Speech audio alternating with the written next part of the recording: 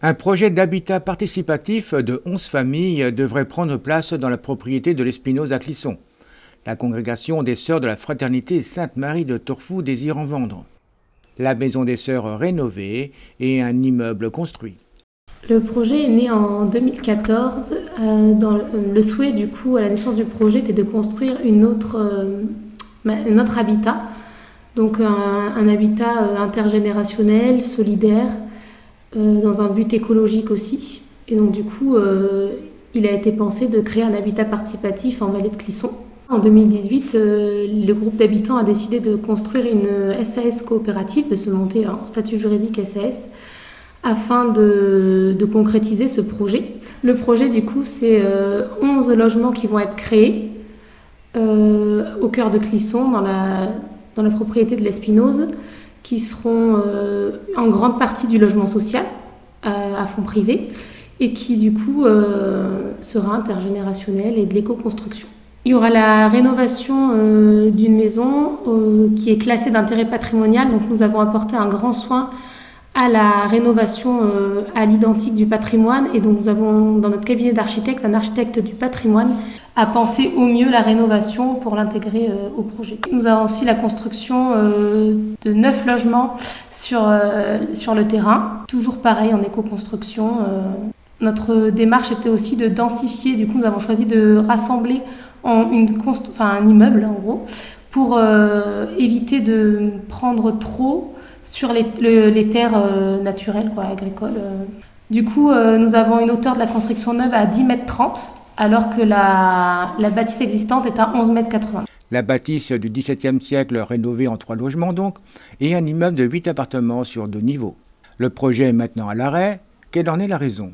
Actuellement, nous sommes dans une phase de latence puisqu'un très proche voisin a déposé un recours contentieux au tribunal administratif. En fait, lorsque la congrégation a accepté de vendre l'Espinoze à la SAS coopérative, nous avons pris le soin d'inviter tous les voisins pour leur expliquer la philosophie du projet. Ce voisin était présent et nous avons senti des réticences de sa part.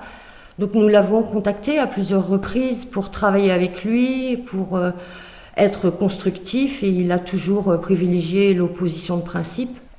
Avant même qu'on ait choisi l'équipe d'architectes, donc avant même qu'on ait des plans, il a dit partout, dans tout Clisson, qu'il mettrait toute son énergie, son temps et son argent à faire que le projet n'existe pas.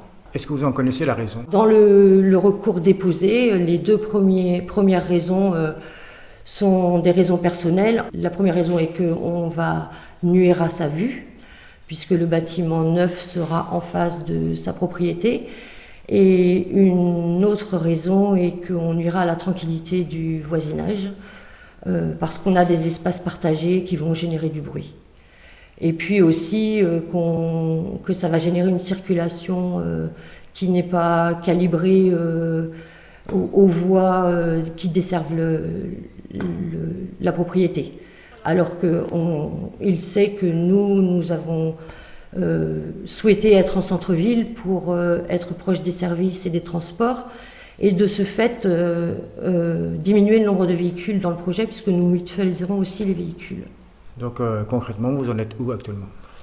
Alors le permis de construire a été accepté et le voisin a déposé un recours contentieux à la mi-janvier 2022. Le jugement devrait intervenir dans 2 ans. Nous sommes bloqués par ce recours et malgré tout, nous gardons le soutien de la congrégation des Sœurs de Sainte-Marie de Torfou, qui est notre principal partenaire, le soutien de notre organisme financier, le Crédit Mutuel de Clisson, le soutien de la collectivité.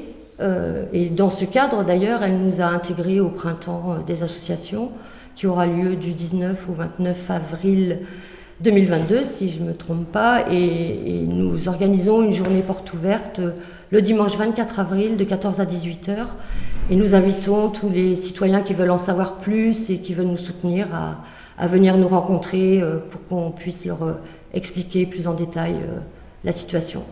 En espérant que la communication se noue entre le collectif et le riverain pour que chacun puisse comprendre l'autre et ainsi trouver une solution profitable pour les 2 parties.